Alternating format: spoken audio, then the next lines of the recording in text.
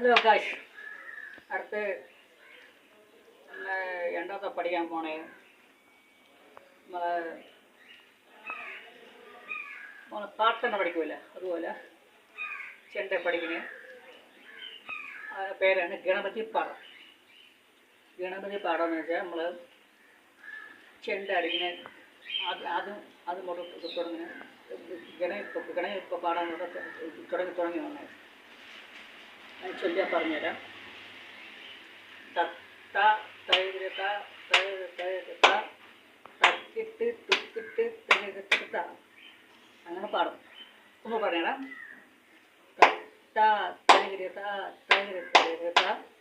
തക്കിട്ട് തുക്കിട്ട് തഴുത ആണ് അതിൻ്റെ ക്ലാസ്.